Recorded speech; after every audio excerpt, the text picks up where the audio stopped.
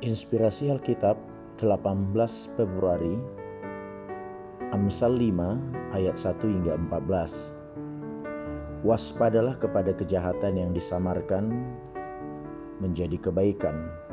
Semua dosa melibatkan semacam tipu muslihat, sering melibatkan penyamaran kejahatan sebagai kebaikan.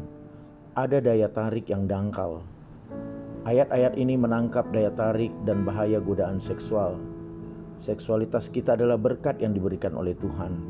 Tetapi ketika digunakan secara salah, itu dapat merusak dan membahayakan hidup kita. Ayat-ayat ini mengingatkan kita pada daya tarik dosa seksual, juga memperingatkan kita untuk tidak tertipu olehnya. Jangan main-main dengan godaan, hindari godaan. Nasihat mengenai perzinahan. Hai anakku, perhatikanlah hikmatku, arahkanlah telingamu kepada kepandaian yang kuajarkan, supaya engkau berpegang pada kebijaksanaan, dan bibirmu memelihara pengetahuan. Karena bibir perempuan jalang menitikkan tetesan madu, dan langit-langit mulutnya lebih licin daripada minyak.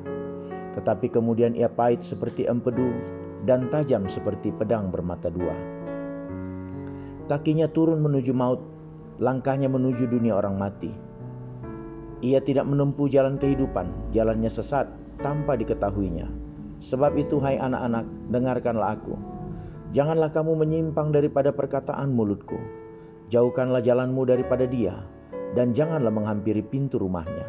Supaya engkau jangan menyerahkan keremajaanmu kepada orang lain, dan tahun-tahun umurmu kepada orang kejam. Supaya orang lain jangan menyangkan diri dengan kekayaanmu, dan hasil susah payahmu jangan masuk ke rumah orang yang tidak dikenal. Dan pada akhirnya engkau akan mengeluh kalau daging dan tubuhmu akan habis binasa. Lalu engkau akan berkata, mengapa aku benci kepada didikan, dan hatiku menolak teguran? Mengapa aku tidak mendengarkan suara guru-guruku, dan tidak mengarahkan telingaku kepada pengajar-pengajarku? Aku nyaris terjerumus ke dalam tiap malapetaka di tengah-tengah jemaah dan perkumpulan.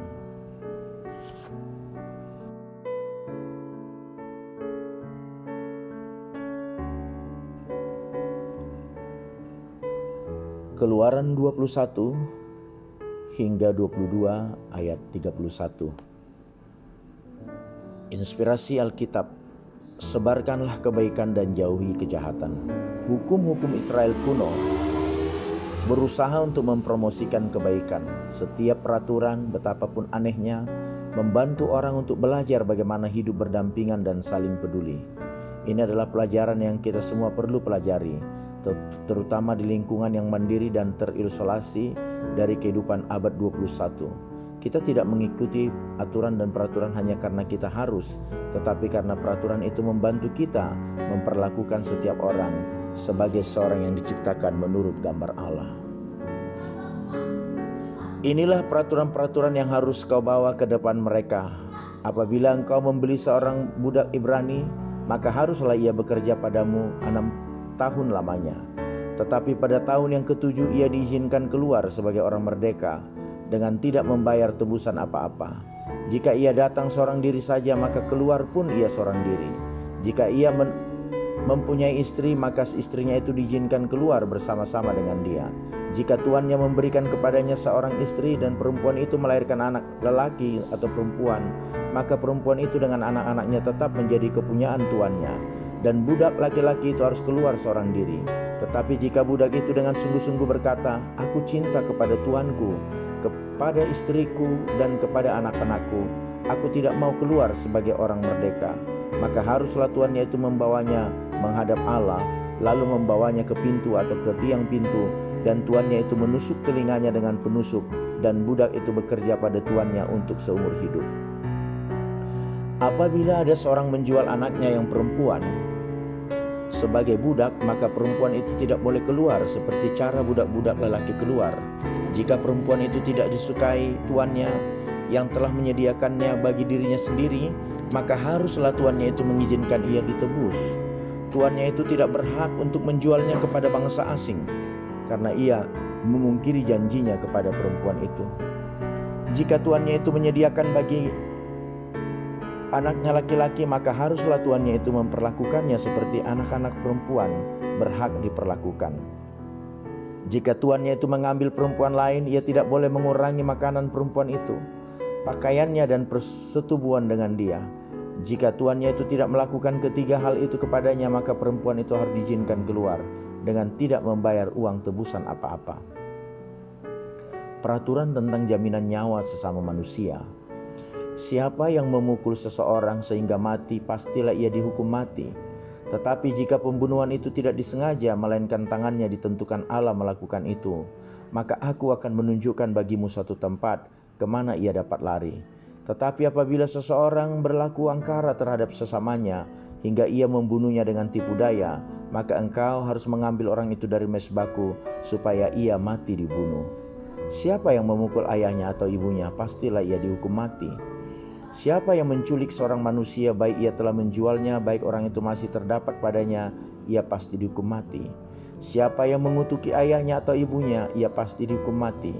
Apabila ada orang bertengkar dan seorang memukul yang lain dengan batu atau dengan tinjunya sehingga yang lain itu memang tidak mati, tetapi terpaksa berbaring di tempat tidur, maka orang yang memukul itu bebas dari hukuman. Jika yang lain itu dapat bangkit lagi dan dapat berjalan di luar dengan memakai tongkat, hanya ia harus membayar kerugian orang yang lain itu, karena terpaksa menganggur dan menanggung pengobatannya sampai sembuh. Apabila seseorang memukul budaknya laki-laki atau perempuan dengan tongkat sehingga mati karena pukulan itu, pastilah budak itu dibalaskan. Karena hanya jika budak itu masih hidup sehari dua, maka janganlah dituntut belanya, sebab budak itu adalah miliknya sendiri. Apabila ada orang berkelahi dan seorang dari mereka tertumbuk kepada seorang perempuan yang sedang mengandung sehingga keguguran kandungan, tetapi tidak mendapat kecelakaan yang membawa maut, maka pastilah ia didenda sebanyak yang dikenakan oleh suami perempuan itu kepadanya, dan ia harus membayarnya menurut putusan hakim. Tetapi jika perempuan itu mendapat kecelakaan yang membawa maut, maka engkau harus memberikan nyawa ganti nyawa, mata ganti mata, gigi ganti gigi, tangan ganti tangan, kaki ganti kaki, lecur ganti lecur, luka ganti luka, bengkak ganti bengkak. Apabila seseorang memukul mata budaknya laki-laki atau mata budaknya perempuan dan merusaknya, maka ia harus melepaskan budak itu sebagai orang merdeka, pengganti kerusakan matanya itu. Dan jika ia menumbuk sampai tanggal gigi budaknya laki-laki atau gigi budaknya perempuan, maka ia harus melepaskan budak itu sebagai orang merdeka, pengganti kehilangan giginya itu. Apabila seekor lembu menanduk seorang laki-laki atau perempuan sehingga mati, maka pastilah lembu itu dilempari mati dengan batu dan dagingnya tidak boleh dimakan, tetapi pemilik lembu itu bebas dari hukuman. Tetapi jika lembu itu sejak dahulu telah sering menanduk dan pemiliknya telah diperingatkan, tetapi tidak mau menjaganya, kemudian lembu itu menanduk mati seorang laki-laki atau perempuan, maka lembu itu harus dilempari mati dengan batu, tetapi pemiliknya pun harus dihukum mati. Jika dibebankan kepadanya uang pendamaian, maka haruslah dibayarnya segala yang dibebankan kepadanya itu sebagai tebusan nyawanya. Kalau ditanduknya seorang anak laki-laki atau perempuan, maka pemiliknya harus diperlakukan menurut peraturan itu juga. Tetapi jika lembu itu menanduk seorang budak laki-laki atau perempuan, maka pemiliknya harus membayar 30 sikal perak kepada tuan budak itu, dan lembu itu harus dilempari mati dengan batu. Apabila seseorang membuka sumur atau apabila seseorang menggali sumur dengan tidak menutupnya dan seekor lembu atau keledai jatuh ke dalamnya, maka pemilik sumur itu harus membayar ganti kerugian. Ia harus mengganti harga binatang itu dengan uang kepada pemiliknya, tetapi binatang yang mati itu menjadi kepunyaannya. Apabila lembu seseorang menanduk lembu orang lain sehingga mati, maka lembu yang hidup itu harus dijual, uangnya dibagi, dan binatang yang mati itu pun harus dibagi juga. Tetapi jikalau lembu itu terkenal telah sering menanduk sejak dahulu, dan walaupun demikian pemiliknya tidak mau menjaganya, maka ia harus mengganti rugi sepenuhnya, lembu ganti lembu, tetapi binatang yang mati itu menjadi kepunyaannya. Peraturan tentang jaminan harta sesama manusia. Apabila seseorang mencuri seekor lembu atau seekor domba dan membantainya atau menjualnya, maka ia harus membayar gantinya, yakni 5 ekor lembu ganti lembu itu dan 4 ekor domba ganti domba itu. Jika seseorang pencuri kedapatan waktu membongkar dan ia dipukul orang sehingga mati, maka si pemukul tidak berhutang darah. Tetapi jika pembunuhan itu terjadi setelah matahari terbit, maka ia berhutang darah. Pencuri itu harus membayar ganti kerugian sepenuhnya. Jika ia orang yang tak punya, ia harus dijual ganti apa yang dicurinya itu. Jika yang dicurinya itu masih terdapat padanya dalam keadaan hidup, baik lembu, keledai atau domba, maka ia harus membayar ganti kerugian 2 kali lipat. Apabila seseorang menggembalakan ternaknya di ladangnya atau di kebun anggurnya dan ternak itu dibiarkannya berjalan lepas,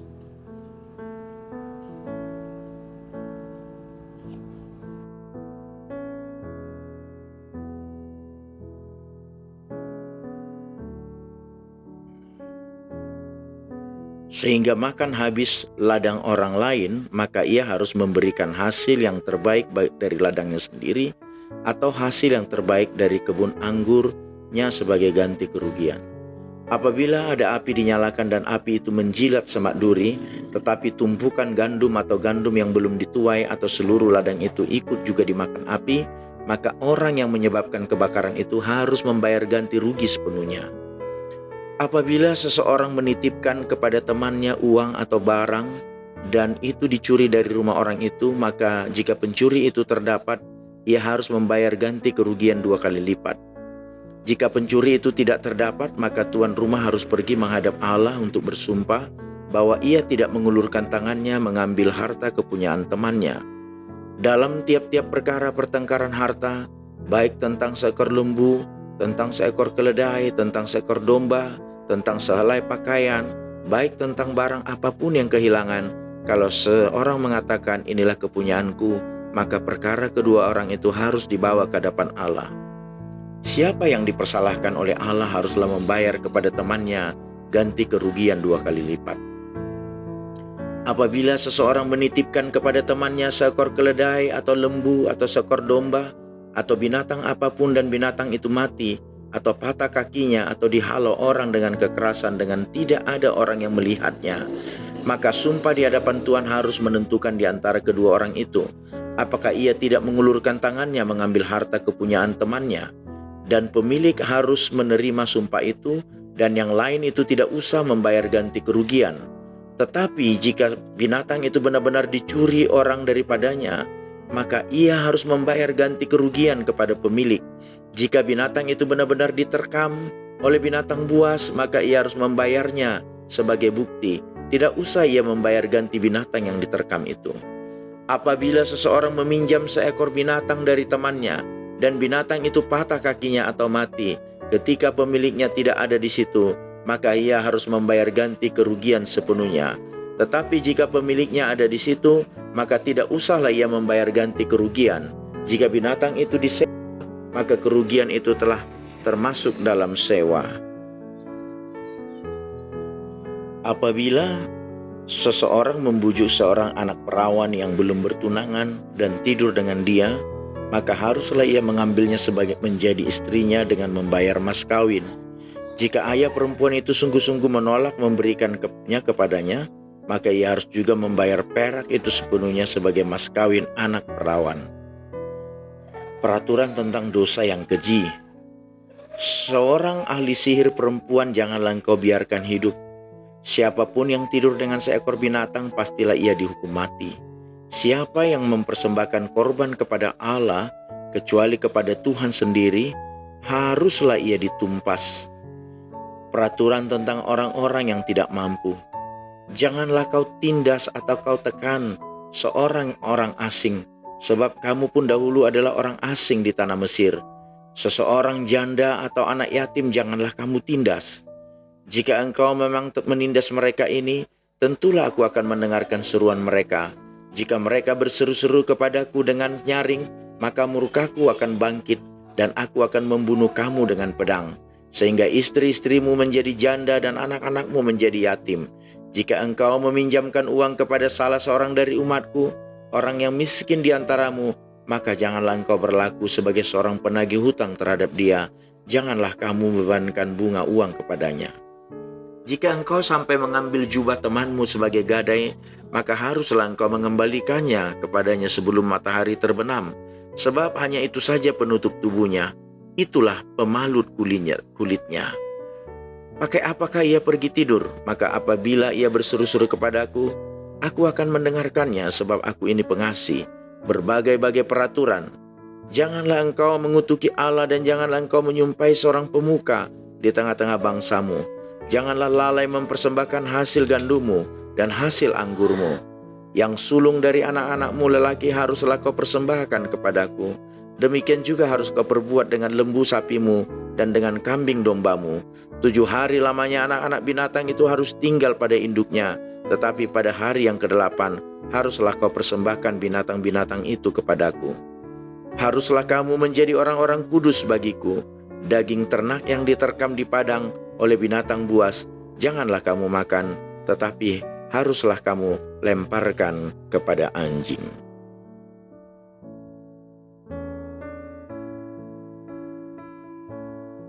Markus 3 ayat 31 hingga Markus 4 ayat 29. Inspirasi Alkitab. Menyambut firman Yesus. Yesus berbicara mengenai kuasa akan perkataannya, yaitu firman Allah. Perumpamaan sang penabur menunjukkan kuasa firman untuk mengubah kehidupan. Jika firman Yesus tidak berdampak, maka kesalahan terletak pada para pendengar. Yesus terus-menerus menekankan betapa pentingnya firman-Nya dan betapa penting untuk mendengarkan firman-Nya. Semakin saudara mempelajari dan menerapkan firman Allah dalam hidup Anda, semakin besar pengalaman Anda. Jadikan ini sebagai prioritas yang tinggi. Berilah waktu untuk mendengarkan firman Yesus dan Anda tidak akan menyesalinya. Yesus dan sanak saudara-saudaranya. Lalu datanglah ibu dan saudara-saudara Yesus sementara mereka berdiri di luar. Mereka menyuruh orang memanggil dia. Ada orang banyak duduk mengelilingi dia. Mereka berkata kepadanya, "Lihat, ibu dan saudara-saudaramu ada di luar dan berusaha menemui engkau." Jawab Yesus kepada mereka, "Siapa ibuku dan siapa saudara-saudaraku?" Ia melihat kepada orang-orang yang duduk di sekelilingnya itu dan berkata, "Ini ibuku dan saudaraku. Barang siapa melakukan kehendak Allah, dialah saudaraku laki-laki, dialah saudaraku perempuan, dialah ibuku." Perumpamaan tentang seorang penabur. Pada suatu kali Yesus mulai mengajar di tepi danau.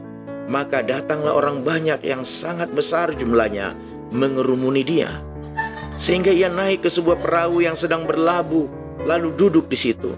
Sedangkan semua orang banyak itu darat di tepi danau itu. Dan ia mengajarkan banyak hal dalam perumpamaan kepada mereka. Dalam ajarannya itu ia berkata kepada mereka, "Dengarlah, adalah seorang penabur keluar untuk menabur. Pada waktu ia menabur, sebagian benih itu jatuh di pinggir jalan. Lalu datanglah burung dan memakannya sampai habis. Sebagian jatuh di tanah yang berbatu-batu, yang tidak banyak tanahnya.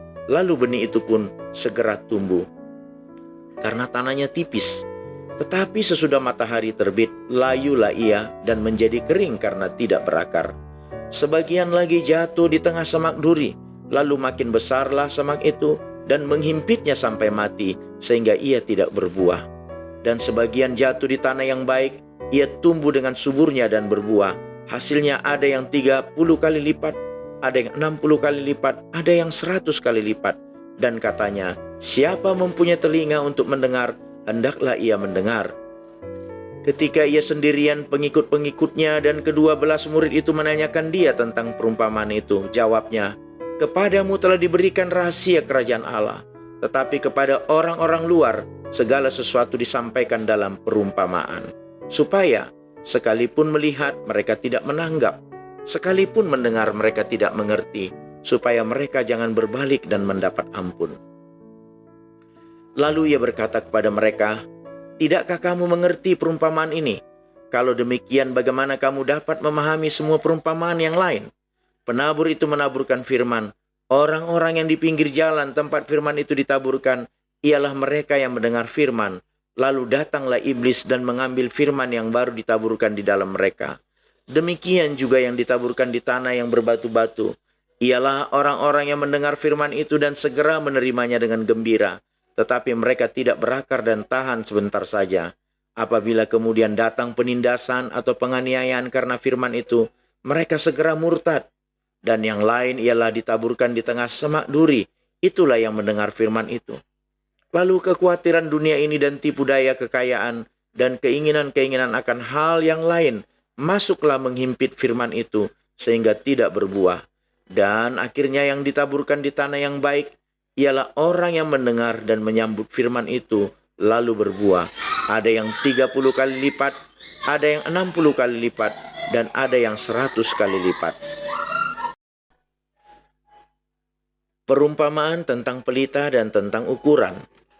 Lalu Yesus berkata kepada mereka, orang membawa pelita bukan supaya ditempatkan di bawah gantang atau di bawah tempat tidur, melainkan supaya ditaruh di atas kaki Dian. Sebab tidak ada sesuatu yang tersembunyi yang tidak akan dinyatakan, dan tidak ada sesuatu yang rahasia yang tidak akan tersingkap. Barang siapa mempunyai telinga untuk mendengar, hendaklah ia mendengar. Lalu ia berkata lagi, camkanlah apa yang kamu dengar. Ukuran yang kamu pakai untuk mengukur akan diukurkan kepadamu, dan di samping itu akan ditambah lagi kepadamu. Karena siapa yang mempunyai, kepadanya akan diberi. Tetapi siapa yang tidak mempunyai, apapun juga yang ada padanya akan diambil daripadanya. Perumpamaan tentang benih yang tumbuh. Lalu kata Yesus, beginilah hal kerajaan Allah itu. Seumpama orang yang menaburkan benih di tanah. Lalu pada malam hari ia tidur dan pada siang hari ia bangun, dan benih itu mengeluarkan tunas, dan tunas itu makin tinggi. Bagaimana terjadinya tidak diketahui orang itu. Bumi dengan sendirinya mengeluarkan buah. Mula-mula tangkainya, lalu bulirnya, kemudian butir-butir yang penuh isinya dalam bulir itu. Apabila buah itu sudah cukup masak, orang itu segera menyabit, sebab musim menuai sudah tiba.